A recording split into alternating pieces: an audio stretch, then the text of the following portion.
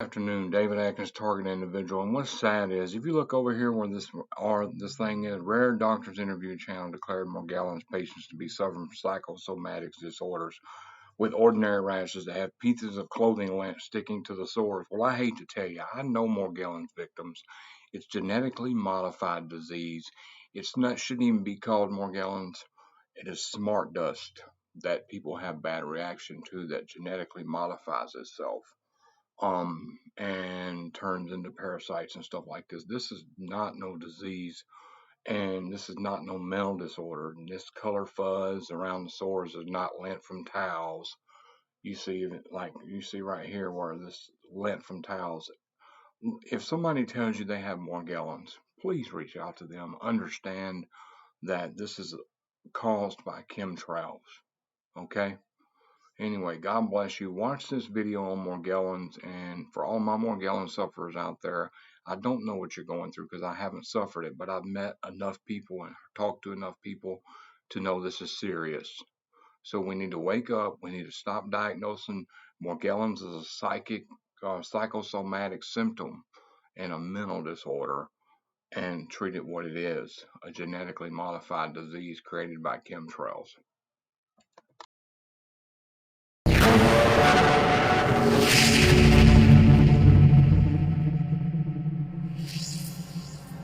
What are the symptoms, and what, from your view, from your studies, what exactly is Morgellons disease?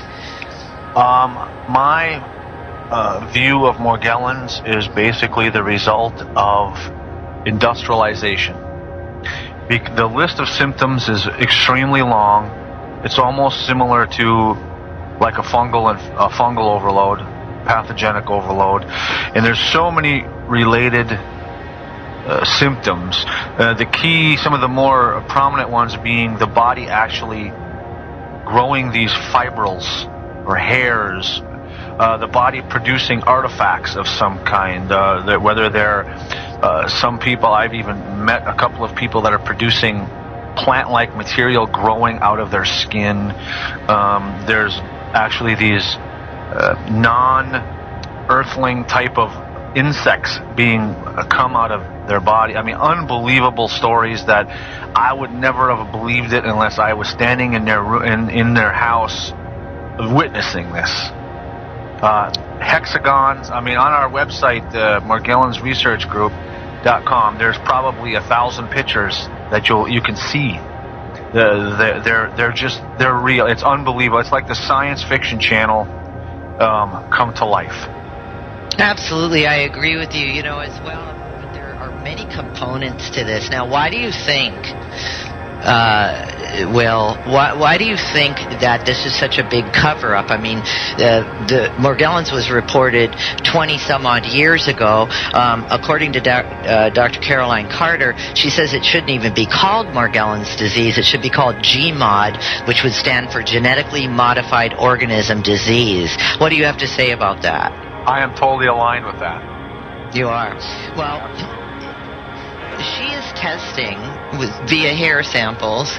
She's testing in the country of Cyprus. 8 out of 10 people, and doesn't matter the age group, by the way, little children all the way up to the elderly, 8 out of 10 are testing positive for Morgellons disease. What's going on?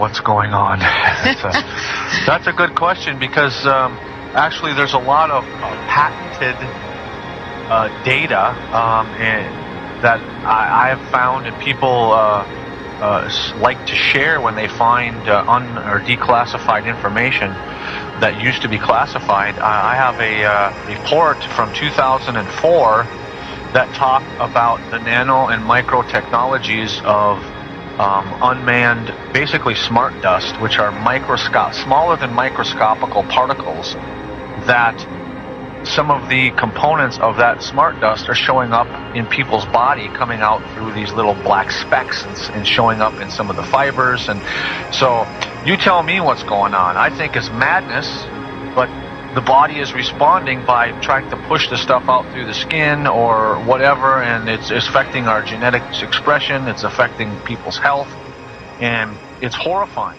especially when you have this. But silver iodide and dry ice nuclei are Stone Age technologies compared to today's higher-tech particle payloads. The most amazing of these belong to a family of weather mod devices that are so small you might not see one, even if it was floating in your eye. Ranging from the ultra-tiny to the nearly invisible, these are the revolutionary micro-machines that will be the workhorses of any world weather control system. They're MEMS, micro-electromechanical sensors. It's January 7th on a Friday in Phoenix, and our skies are pretty blue today. Just a few weird looking cloud type things in the sky. So I thought I'd check for the particulates and fibers that might possibly be raining out of the sky after 2 days of a whiteout situation. We were chemtrailed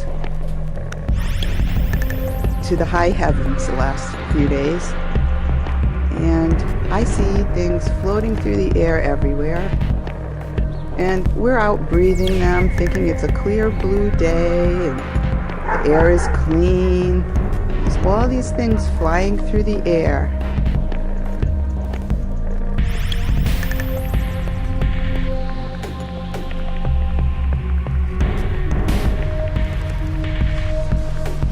It's not raining out, but there is stuff in my pool. And there is no raindrops hitting the flagstone around the pool. Nothing. There is no raindrops on the ground, but there are raindrops in the pool. What? And there's shiny raindrops, and I'm on the telephone, so I'm sorry, but I had to get a picture of this. Alright, bye.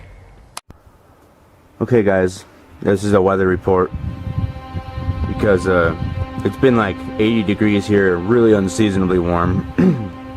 I'm at 8,000 feet in the Colorado Rocky Mountains, and I've been noticing weird snow when we do have a little, and this stuff takes the cake right now. I mean, it's like snow fiber. Look at this crap. I mean, you can see it. This is how it's falling. It's not like freezing once it hits the ground. It's falling like this. There's no snowflakes. They're like snow fibers or crystals or whatever, but they're not like. There's a couple of snowflakes I can see. I mean, you can see a couple maybe. But most of this crap is this fiber-ish looking disturbing stuff. And, yeah, it's just bizarre. Doesn't look right to me, personally. So here's outside a little. You can see it's in this whole crap. It's made of it. Yeah. I can see it falling on my shirt this way, look.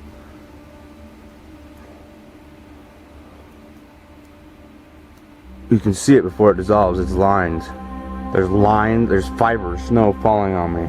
Look at my shirt here. See that? What the hell, guys?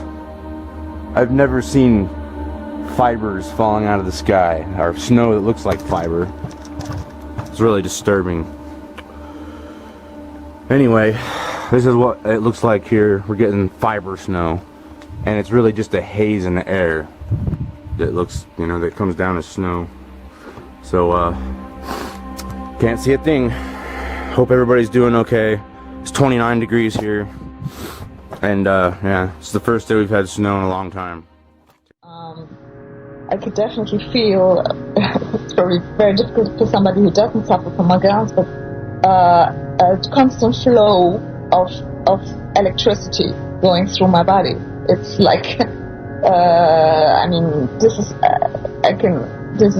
basically Morgellons, at least in part, is an invasion of human tissues by nanotechnology, and I can feel these wires under my skin. I can feel the pulsation energy or let's say the electricity going through. So I react very strongly to any electromagnetic frequency, or so I can relate to what Marie said, that she feels that when she's near to a refrigerator or any kind of electric device. Regarding the thing I really want people to hear, and I didn't have scientific validation until recently, that what I believe to be true is in fact true. And that is, Morgellons is not a disease. That is the great red herring that they've asked us all to swallow, that there's this disease out there and there's a segment of the population involved, but that most everybody else is good to go. And that's certainly not true. And when I wrote my paper for Arizona Skywatch in 2009, I tried to get that point across by calling it a syndrome. And the reason I say that it's not a disease, that's not to mean that people aren't suffering, and that's not to mean that these things aren't happening. Of course they are. But the reason I say it's not a disease, because we think of a disease as a pathogen that gets into us, measles, mumps, whatever, a single pathogen that is classified as a disease with a certain amount of symptomology to it, and that's that. And that's not what we're seeing here at all. We're seeing multiple materials in the human body that work symbiotically together, synergistically, that are being delivered to us through the air supply. And when the body recognizes, and it's strong enough, mind, body, and spirit, to say this doesn't belong, it begins to try to push it out. Now that's all these fibers, these pseudo-life forms, which is a really better, much more accurate description than fiber. These heavy metals, these crystalline polymers, this fungus, all of these things that work together, they don't belong in our bodies. And the bodies have the wisdom and the strength, and may I say the spirit, to shove it out. Very painful, very unsightly, very difficult process. And so my goal, once I sort of clicked onto that's what was happening, of course with the help of many brilliant, I'm just a dot connector, really. But I work with, I call the above ground, underground, a lot of very brilliant minds in the scientific, in the research community, microbiologists, hematologists, all these wonderful people who share with me what they know and understand, physicists and all kinds of folks. So when I began to see that there was a match between what was coming out of these sores and what was being delivered through the air, and then I have a research doctor who has access to an atomic microscope who was able to observe live blood, on a very, very, very, very small scale, and could see that this fungus was actually collecting these toxic metals, which we know, aluminum, barium, and the whole 9 yards that are being delivered to us as well, and using them as weapons against our immune system. Big bells went off for me, and I began to realize that this was a very, I hate to give it over, brilliant system that was being laid into our bodies piecemeal, and I'm not sure where it all started. I don't believe it just started with the chemtrails.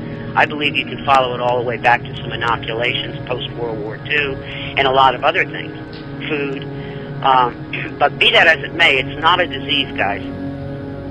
Hey, that's great. Too. Is there a connection between Morgellons disease and chemtrails? Dr. Will Spencer, I'll let you take that one. I would say there is, because some of the components that we're finding, the artifacts coming out of people's bodies, are being detected in the air. So, at pretty high altitudes, actually. And so that would lead me to believe there is a connection, as well as not only the components, the fibers and the metals that are coming out of people's bodies are in people's bodies, but also these exotic or new lab-created microorganisms, genetically altered ones, are showing up in people's bodies, as well as in the atmosphere. So, it would only lead me to believe that there is a direct connection. Right. For example, last week I had so really pain. I have pain in my head every day, like headache. But this day was a different kind of headache, and I felt like I was throwing up, but I didn't. But you know that kind of feeling. And then there was a lot of plane who I could see that in the Swedish Chemtrails website, that they said, oh, today they're spraying a lot. So I really believe it, and when now I thinking after. There are chemtrails everywhere all the time. Correct, and they could have other chemicals in it. But one key that what I'm calling the smart dust, where smart dust is a very, very small particle at nano size that has a specific function. This looks like, if you look at certain times of the day and you see dust, but it's not dust, it's like an iridescent glitter. Very specifically different than regular household dust. Yeah. And this would be in areas where... We have seen that. You know, Doctor, I got one of those 10 million watt spotlights.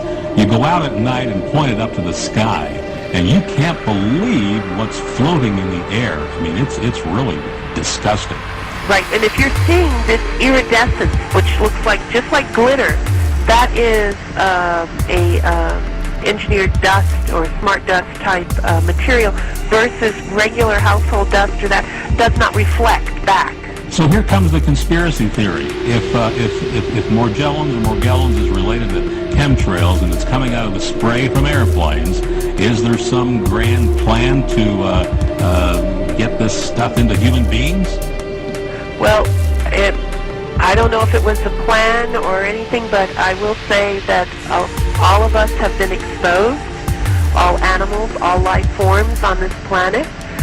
It's just a matter of what our genetic makeup is, what we have been chemically poisoned with as an industry, meaning working in industry versus living in certain polluted areas, that is allowing this to manifest more rapidly in individuals than ourselves. Because when everything happens to me, then there was so much dust in my home, and I didn't understand. I think, oh, it's my boys who from the socks or something, because the dust come all the time, and I was afraid of this dust in the air, and I think, of course, there is something mixed with everything, with food, with chemtrails.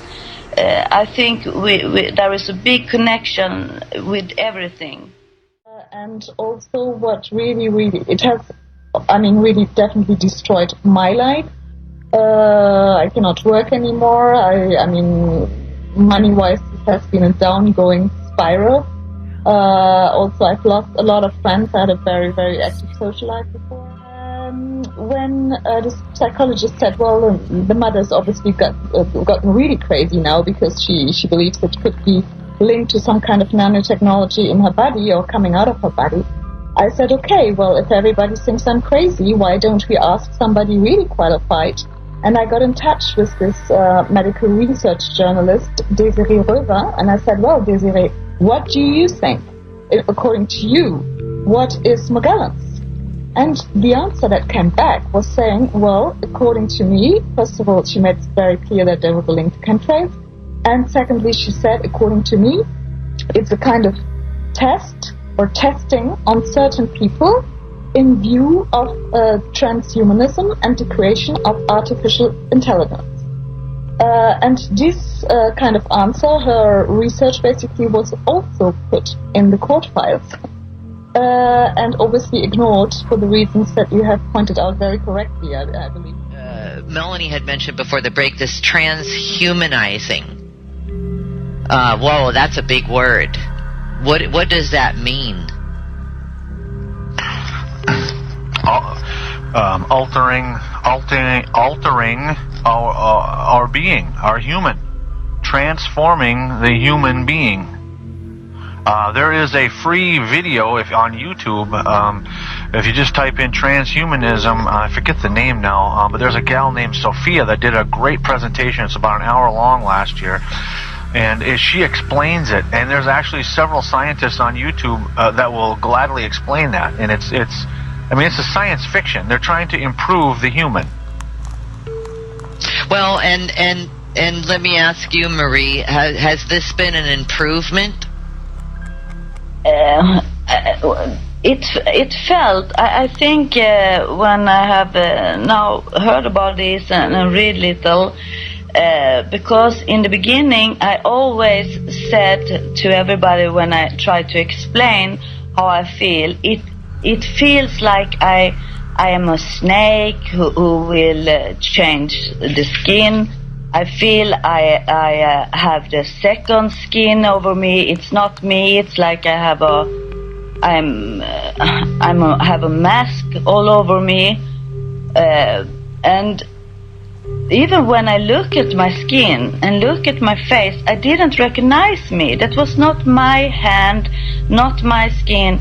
In 2 years, I think, I have this feeling before I try to get rid of this not human being skin. Well, picture things coming out of your body and put yourself into a spot to even comprehend that for one are not natural, for two hurt, have lots of pain, and for three is when you go to a medical practitioner in allopathic medicine, the only thing that they have for you is to label you delusional, when in fact you're producing these things. So you want to talk about traumatic emotional experience, when you're telling somebody that's supposed to be a caregiver or a provider, which is really I don't even want to go down the negative side of that, but they're supposed to do a job, you expect them to do a job, and they're telling you that you're delusional and this ain't real. Right.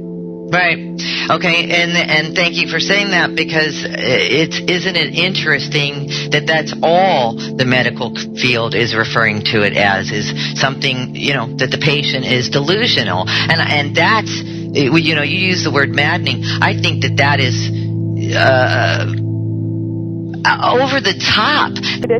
It's a recent turn of events, but yeah. I guess that's to be expected. Not a surprise, unfortunately. I have a segment on my website that if people want to look at later, it's called Bad Hair Day, and they'll see what the hairs look like. They'll see the hair follicle of the hair bulb with blue fibers growing out of the bulb after I pull the hair out. Can you tell which hair to pull out? Yeah, because usually those hairs are thicker, and I can see that there's a goo coating on them. The goo coating comes above the skin line, and so I can see it, and it makes the hair look thicker because it's coated. Do you get the goo coating on your skin too, or is it just something on the hair? In other words, would you get a gooey portion, not gooey, but slimy? Yeah, you do. Yeah, you do to some extent, but not as much as the hair. There must be something in the actual hair follicle. And I have pictures of it. There's chemicals that go there, plus each hair follicle has its own capillary. So there's something about that is very attractive. Go ahead, Cliff. Yeah, absolutely. This relationship, Jeff, with hair is, as I said before, one of the keys to understanding this particular creation, if you will. And both Jan and I think we go on the record as saying that what you can find in those hair follicles will set you back on your heels. And then almost all Morgies will relate more or less the same thing. You will find in and around those hairs and within those hairs all kinds of Morgellons manifestations. Wow. In some cases, the hair bulb and the hair root is so extended and so covered with a white sebum sheath that it's 5 to 6, maybe even 7 times its normal size. And when you pull it out, it comes out without, the nerves are dead. You don't feel anything. Jan, these pictures they're stunning, staggering. They're so different. Each and every one of them has something to say, so to speak, in terms of an expression of something foreign and weird that should not be in the human body like this. But of course the CDC says, don't worry, it's all in your imagination. That very odd picture that has like veins running through it and almost a pattern somebody said it looked like a fractal almost, but this is a piece of tissue from the same lady that had the letters, that had the numbers on the tissue. Now that is, I don't even know what to do to start to talk about that. The idea that the first pictures show that lesion covering, that crusty lesion covering peeled off, and there are clearly numbers in it. What the hell is that all about? I don't know, but since I have had that, someone else contacted me and sent me 4 copies of a video of something in his bathtub, which he was taking a picture of, that looked like a fish, but when he got very close with his lens, he was reading numbers on it, and he actually sent me the video, and you can't read the numbers that well, but he actually read the numbers from the thing, and it was MMMLOQNCFZ. Then there was a 6-digit number that he wasn't sure of, and then it said 23 parentheses U-bot and RAM. 23 what, dear? One more time. It was 23, and there's one parenthesis that goes the other way, and it says U-bot and RAM. Y-U-B-O-T and RAM. Got it. That's pretty funky. This is such. See, that's why we've been covering this story with, thank goodness for Jan and Cliff, for years and years. This is such a huge issue. This is a gigantic story that no one will touch. Not anymore, not up to the CDC dirt, because the mainstream media will now say, if they're pressured, well, it's already been taken care of. We don't have nothing else to do. One of the things I've noticed with the mainstream media is not only did they read the report from Kaiser, but they expounded upon it, and actually the way they were wording it almost seemed very disdainful of the people that have this disease. Oh, absolutely. I picked that up too. Yep. Putting them down. Well, I mean, they went out of their way to make it even more so. I mean, we know whose payroll those people are on, and they all belong to the Committee on Foreign Relations, so, Damn right. Yep, absolutely. By the way, I invite all of you to please go to morgellonsexposed.com. This is Jan Smith's site. Just scroll down the page. Look at the pictures. These are real. This is nothing that has been faked in any way, shape, or form for you newcomers. These are actual items that Jan has pulled out of her body and that I others have them have on sent her. slides. If anybody wanted to ever take them to a real lab and test them, they could DNA them or do whatever they want. I have nothing to hide. We know that no lab is going to want to touch these. Basically, they'll lose their grant, they'll be kicked out, they'll be shut down. Who knows what will happen to them? True. Going down, there's a... Clear with that little image.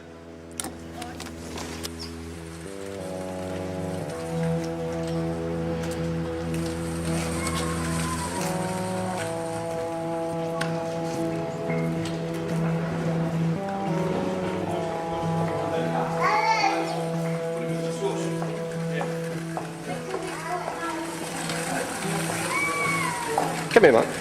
Let me show you something. We got a sec? Put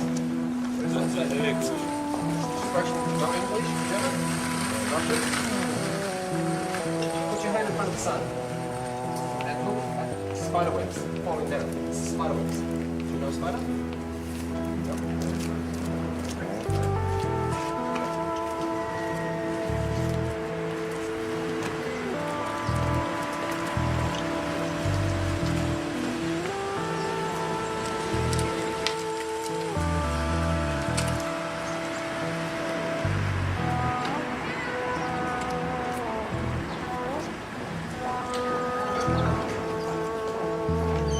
Just look at that, it's incredible.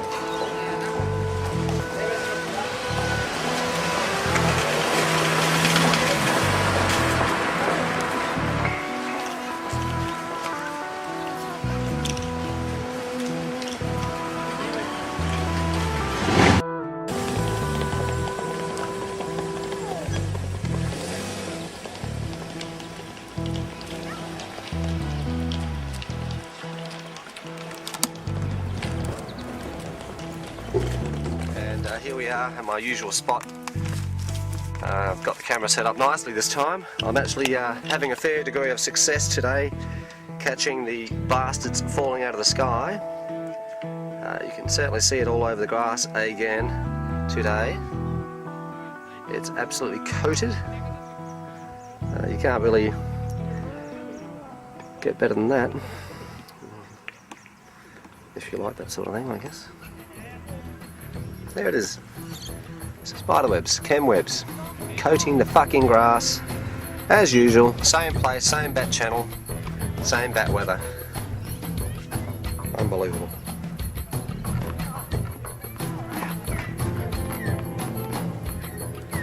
There you go, look at that. Look at those chem-webs. I mean, they're enormous. Can you see them? Chem-webs all over the grass, everywhere. Today is the July the 7th, 2012. Carlton did a fantastic job demolishing Collingwood last night, 12 goals 13 to 8 goals 14. Once again, fantastic effort, Carlton. And go West Coast. But look at the chem-webs.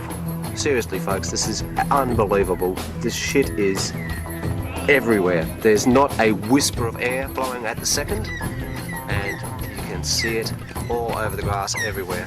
You can see it wafting above the grass. I'll zoom in on it.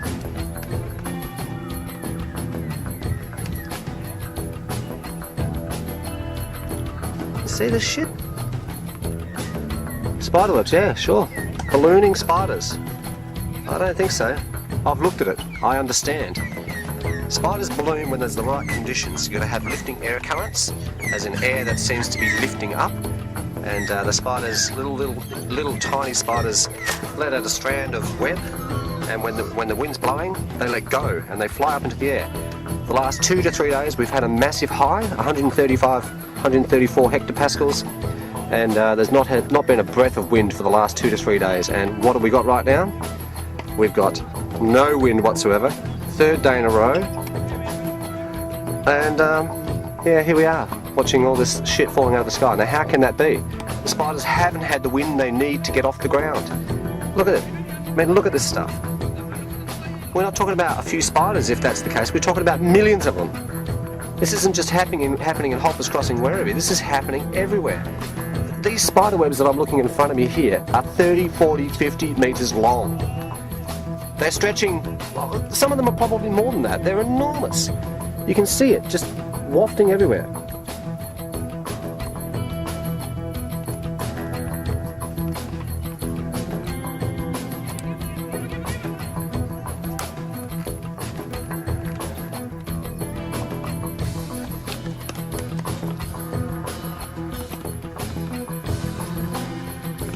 Look at it. I'm going to walk out there whilst the video is running, and you can see how big these spider webs are whilst I run out there.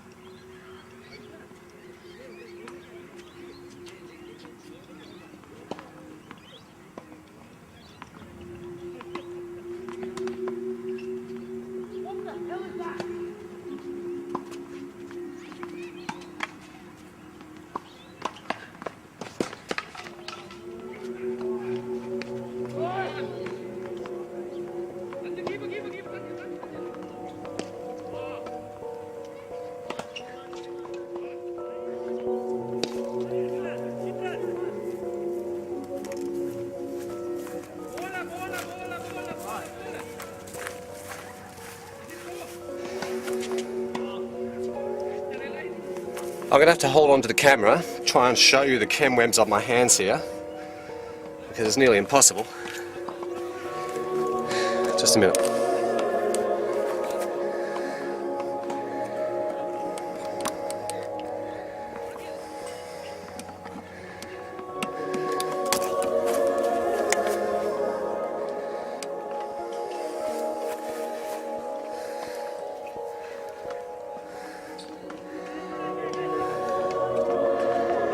Can you see it? It's the finest of fine webs all over the bloody ground.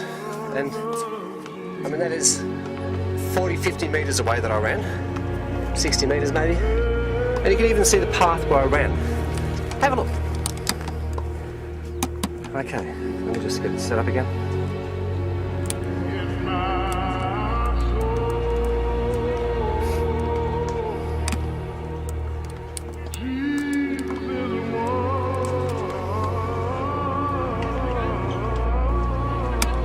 Can you see the path that my feet left as I ran out there? Yeah, see it? That line right in the middle of the screen where my feet ran through the grass and ripped up all the chem-webs in that one spot. Look at it. That's me. That's where I ran through. Hey? This shit is falling every day. You can see it when the sun's out. You can see it when there's no wind blowing it around, so it's not wafting around. It's everywhere.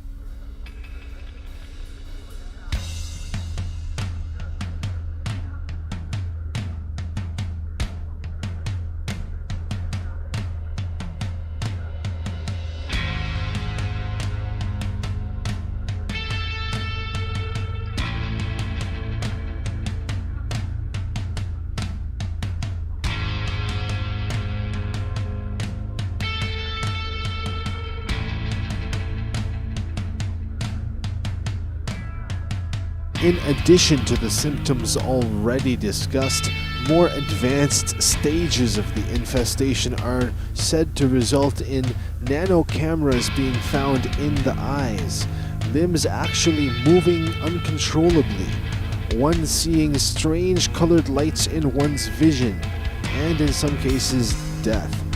Frankly, as long as the different aspects of the transhumanist agenda continue to occur, and as long as the true culprits are not held responsible for their actions, there is only so much we can do to mitigate the harmful effects of the ongoing attack on our bodies and this earth. But that does not mean give up.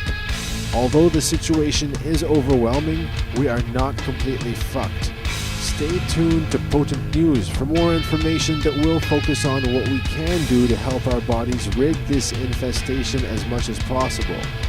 For now, I will point you all in the direction of Gwen Scott, Will Spencer, and Ken Rolla. Each of these people have done some very inspiring work in this area. I'm Amir Alwani from PotentNews.com.